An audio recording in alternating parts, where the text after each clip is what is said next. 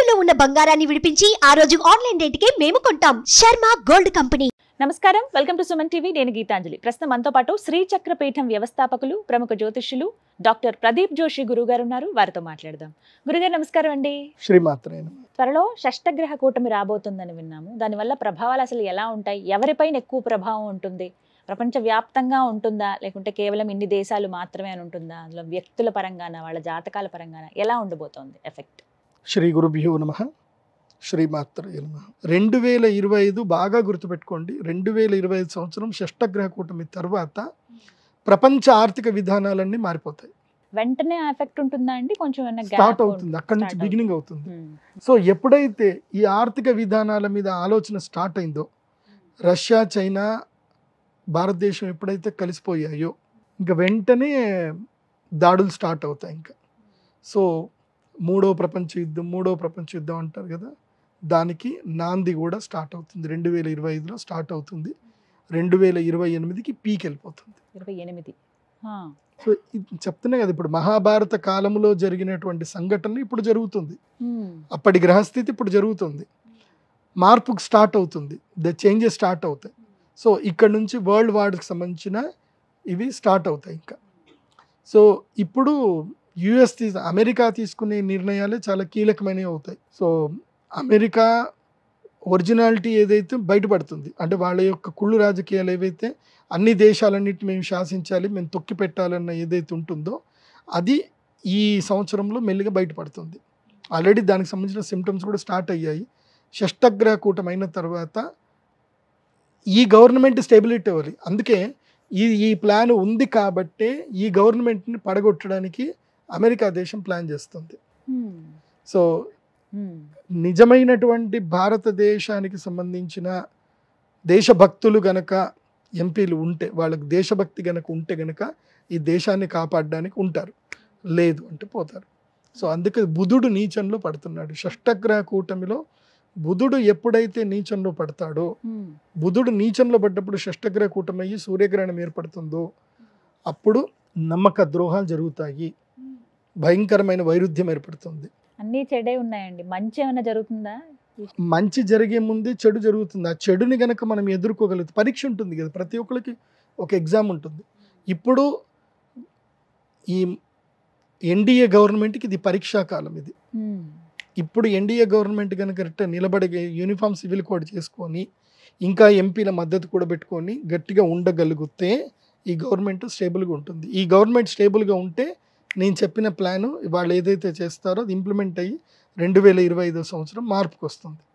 25వ సంవత్సరంలో ఎప్పుడైతే డాలర్ని వ్యతిరేకించి ఇంటర్నల్ ట్రాన్సాక్షన్ చేసుకుంటున్నామో అప్పుడు అమెరికా కోపం వస్తుంది. అక్కడికించి యుద్ధం స్టార్ట్ అవుతుంది.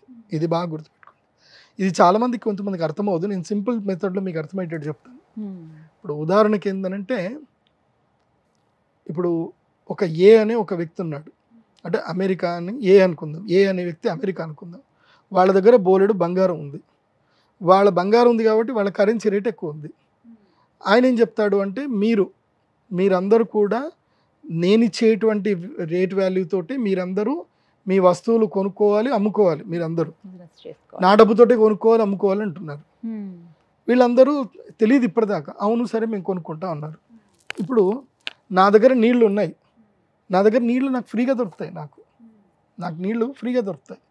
సో నేను నీకు అమ్ముతా, నాకు ఫ్రీగా దొరుకుతాయి కాబట్టి నేను నీకు అమ్ముతా. నా దగ్గర 10 రూపాయలకు నేను అమ్ముతా. కాకపోతే వాడేమంటాడు అంటే, నువ్వు ఇది నీ 10 రూపాయలకు అమ్ముకోకూడదు, నా యొక్క $10 నువ్వు అమ్మాలి అంటాడు. నువ్వు 10 రూపాయలకు అమ్ముకోవద్దు, $10 అమ్మాలి అని పెత్తనం చేస్తున్నారు. సో యూఏఈలో నీళ్లు లేవు. ఇప్పుడు యూఏఈలో ఏది డీజిల్ ఉంది, వాళ్ళ దగ్గర ఆయిల్ ఉంది, మన దగ్గర నీళ్లు ఉన్నాయి. మనం వాళ్ళకి నీళ్లు ఇస్తున్నాం, వాళ్ళు మనకు ఆయిల్ ఇస్తున్నారు. ఇప్పుడు మన ఇద్దరి మధ్యనే ట్రాన్సాక్షన్ జరుగుతుంది. వాడి పెత్తనం ఎందుకు మరి? వాడేం నీళ్ళు ఇవ్వట్లే, వాడేం ఆయిల్ ఇవ్వట్లే. కానీ మన ఇద్దరి మధ్యన జరిగే ట్రాన్సాక్షన్ పెత్తనం మాత్రం కరెన్సీ వాల్యూ మాత్రం ఆయన పెట్టుకుంటున్నారు. ఇన్ని రోజులు అమెరికా ఇదే శాసనం చేసింది. ఈ శాసనం వల్ల మాత్రమే ఇప్పుడు అమెరికా గట్టిగా ఉంది. కానీ దాని యొక్క పతనం ప్రారంభమవుతుంది. అమెరికా పతనం ప్రారంభమవుతుంది 2025 నుంచి స్టార్ట్ అవుతుంది. సో ఇది వరల్డ్ వార్కి దారితీస్తుంది. ఎవరు పెద్దన్న పాత్ర పోషించే అవకాశం ఉంది తర్వాత ఫ్యూచర్లో ఒకవేళ అమెరికా పతనం కనుక ప్రారంభం అయితే? మన మోదీ గారే, నరేంద్ర మోదీ గారే వరల్డ్ విశ్వగురువు అవుతారు. ఇప్పుడు భారతదేశం విశ్వగురువు అవ్వడానికి ఆస్కారం ఉంది. ఒక్క పరీక్ష నెగ్గితే చాలు. విశ్వగురువుగా శ్రీ నరేంద్ర మోదీ గారిని అలాగే ప్రధానమంత్రిగా కంటిన్యూ చేసుకొని ఇంకో 10 ఏళ్ల పాటు ఆయన కనుక ప్రధానమంత్రిగా ఉంటే $US కరెన్సీ మొత్తం పడిపోతుంది, మన భారతదేశం కరెన్సీ పెరుగుతుంది. అదేదో సినిమాలో ఉపేంద్ర గారు చూపించారు కదా, అలాగే జరుగుతుంది. అలా జరిగే అవకాశాలు ఇప్పుడు మొదలవ్వబోతున్నాయి. సో ఒక్క బుధగ్రహం వల్ల మాత్రమే డౌట్ ఉంది. ఆ బుధుడు నీచంలో పడ్డాడు అంటే ఐడియా సస్టైన్ అవ్వవు, దుర్మార్గమే గెలుస్తుంది. సో ఆ పరీక్షలో ఎవరు గెలుస్తారో చూడాలి. దుర్మార్గం గెలుస్తుందా లేకపోతే ఇది గెలుస్తుందా చూడాలి. అది కాకుండా ఏంటంటే ప్రకృతి విపత్తులు ఏర్పడతాయి. దీనికి సిమ్టమ్ గా ప్రకృతి విపత్తులు వస్తాయి.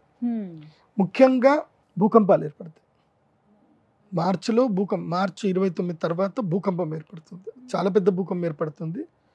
అది మన దేశంలో తీవ్రత కొంచెం తక్కువ ఉంటుంది, వేరే దేశాల తీవ్రత ఎక్కువగా ఉంటుంది. అండ్ ఈసారి ఎండలు భయంకరంగా వస్తాయి, బాగా గుర్తుపెట్టుకోండి. అండ్ ఈ ప్రభావం వల్ల ఏంటంటే రైతులకు మేలు జరుగుతుంది. నేను రైతులందరికీ చెప్పేది ఏంటంటే ఉల్లిపాయలు పెంచండి, ఆలుగడ్డ పెంచండి, కూరగాయలు పండించండి. ఈసారి రైతులు తప్పకుండా కూరగాయల మీద కాన్సన్ట్రేషన్ చేయండి.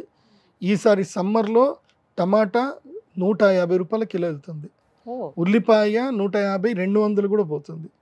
తెల్ల ఉల్లిపాయ అయితే 400 రూపాయల కిలో వెళ్తుంది. సో రైతులకు చెప్పేది ఏంటంటే ఈ షష్టగ్రహ కూటమి ప్రభావం వల్ల రైతులకు లాభం కలగాలి అంటే ఈ పని చేసుకోండి. అండ్ దాని తర్వాత కూడా ఏం జరుగుతుంది అని అంటే మన తెలంగాణ రాష్ట్రంలో కూడా అలజడి ఏర్పడుతుంది. తెలంగాణ రాష్ట్రంలో రాబోయేటువంటి ఆగస్టు తర్వాత తెలంగాణ రాష్ట్రంలో కాంగ్రెస్ పార్టీలో చీలికలు స్టార్ట్ అవుతాయి. ప్రభుత్వం ఉన్నా సరే కాంగ్రెస్ పార్టీలో చీలికలు స్టార్ట్ అవుతుంది. సో కాంగ్రెస్ పార్టీలో సీఎం మారే అవకాశాలు కూడా ఉంటాయి. తెలంగాణకి మళ్ళీ సీఎం మారే అవకాశాలు కూడా ఉంటాయి. ఈ షష్టగ్రహ పార్టీ కంటిన్యూ అవుతుంది, సీఎం మారుతారు, జరిగే అవకాశాలు ఇవన్నీ రాబోతున్నాయి. అంటే కేవలం ఇవన్నీ కూడా షష్టగ్రహ కూటమి ప్రభావం వల్ల జరుగుతుంది. షష్టగ్రహ కూటమి ప్రభావం చూద్దాం ఎలా మొత్తం భారతదేశంలో కూడా కూటమి ప్రభావమే ఉంటుంది.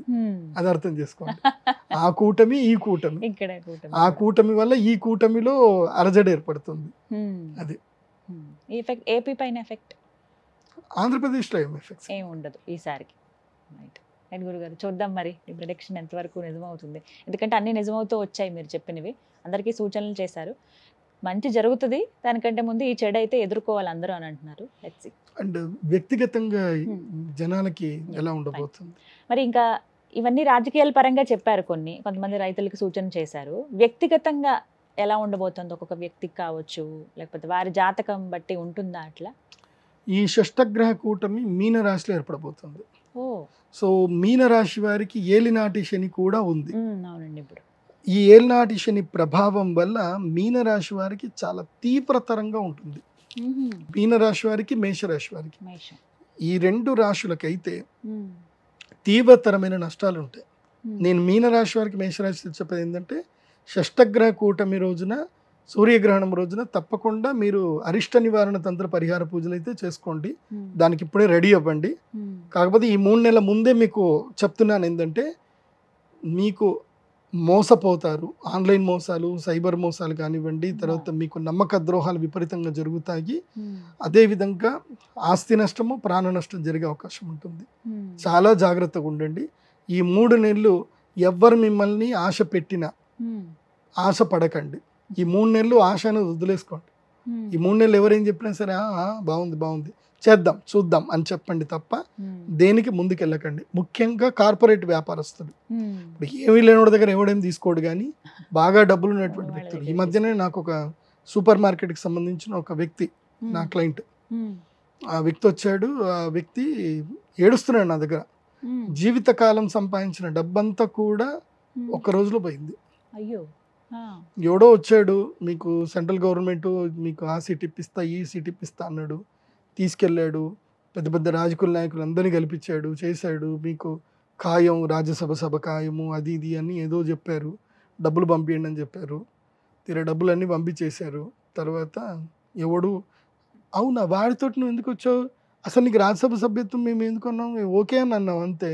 అసలు మేము సీట్ ఇస్తాం నీకు ఎట్లా చెప్తాం రా, డబ్బులకు మేము ఎందుకు అమ్ముకుంటామని ఇప్పుడు అంటున్నారట వాళ్ళందరూ. వాడు కేసు పెట్టినా వాడు లేడు ఇక్కడ.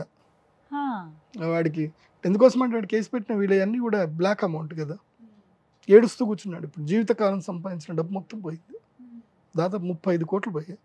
ఇప్పుడు ఆయన బాగా చెప్పుకున్నాడు, కంప్లైంట్ చేయలేడు. కంప్లైంట్ ఎంతవరకు చేశాడు అంటే ఆయనకి చట్ట ప్రకారంగా ఆయన ఇన్కమ్ ట్యాక్స్కి ఎంత చూపిస్తున్నాడో అంతవరకే కంప్లైంట్ చేసి. మరి మీరు ఏం చెప్పారు వారికి? మంచి జరుగుతుందా ఏమన్నా? సరే అవుట్ ఆఫ్ అది. కాకపోతే చెప్పేది ఏంటంటే ఇట్లా జరుగుతాయి, మోసాలు బాగా జరుగుతున్నాయి ఈ మధ్యకాలంలో. ఏం లేదండి, ఇప్పుడు మీరున్నారు, మీరు ఒక గొప్ప స్థాయిలో ఉన్నారు, మీకు నేను పరిచయం, నేను ఎవరిని పరిచయం చేయించినా ఫోటో దిగండి అంటే మీరు దిగుతారు. ఈయన అంటే మంచిది నమస్తే బాగున్నారు అంటే బాగున్నారు, మేడం సార్ పని అయిపోతుందా అని అంటే చేద్దాం పని చేద్దాం మీరేం కంగారు పడొద్దు మీరు మాట్లాడండి అని అంటారు. అంతకుమించి నేను వేరే పని చెప్పుంటా, ఈయన ఏదో గుడి కడుతున్నాడండి గుడికి మీరు కొంచెం డొనేషన్ ఇప్పియండి అని నేను అంటా. సో మీ వరకు మీరు గుడి ఆలోచనలోనే ఉంటాడు, వాడి వరకు వాడు సెంట్రల్ గవర్నమెంట్ సీట్ గురించి వాడు ఆలోచిస్తూ ఉంటాడు. వీడికి ఏమనుకుంటున్నాడో మీరేమనుకుంటున్నాడో ఇద్దరికి తెలిసేది ఒక వ్యక్తికి, మోసం చేసే వ్యక్తికి. ఇదే జరుగుతుంది. సో చాలా జాగ్రత్తగా ఉండండి, ప్రజలందరికీ చెప్తున్నాను. మోసగాళ్ళు బాగా పెరిగిపోయారు సమాజంలో. రాశి వాళ్ళకి నెత్తిమే శని కూర్చుంటాడు ఇప్పుడు. సో అక్కడి నుంచి వాళ్ళకి స్టార్ట్ అవుతుంది అనమాట. నెత్తిమే శని కూర్చుంటే ఇంకా ఆశ, దాహం ఉంటుంది. ఇంకా ఉన్న స్థాయి కన్నా ఎక్కువ స్థాయికి ఎదగాలని చెప్పి క్రైములు చేయడానికి కూడా వెనకాడరు. సో ఇలాంటి టైంలోనే మోసగాళ్ళు వచ్చేస్తారు. నమ్మితే కదా మోసం చేసేది, నమ్మిస్తారు. సో ఆశ ఉంటేనే మోసం, ఆశ ఉన్న దగ్గరనే నమ్మకద్రోహం జరుగుతుంది. మీకు ఆశ లేకపోతే మోసం అనేది ఉండదు. మీరు ఆశ అనేది వదిలేసుకోండి. మీన మేష మీకు మాత్రం తప్పకుండా సూర్యగ్రహణం రోజు ఎక్కడ ఉన్నా సరే అరిష్ట నివారణ తంత్రం చేసుకోండి.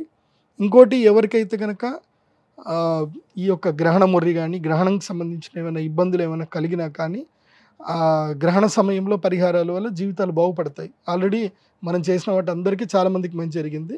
సో మార్చి 29వ తారీఖు శ్రీచక్రపీఠంలో మేము షష్టగ్రహ కూటంలో యాగం అయితే చేస్తాము. ఇప్పటి నుంచి బుకింగ్ స్టార్ట్ అయ్యాయి. ఎందుకోసమంటే లాస్ట్ టైము అసలు నేను తట్టుకోలేకపోయినా, అంతమంది జనాలు వచ్చారు. నేను 120 మందికి క్లోజ్ చేసేసి ఆపేశాను, ఇంకా నా వల్ల కాదని చెప్పేశాను. ఇంకా సో ఇప్పుడు కూడా అంతే చెప్తున్నా, 100 మంది కన్నా ఎక్కువైతే అలో చేయను, 100 మందికి మాత్రమే సీట్ అవకాశం. అది చూద్దాం త్వరలో ఏం జరగబోతుంది అనేది. గురుగారు నమస్తే అండి. శ్రీమాత్రే.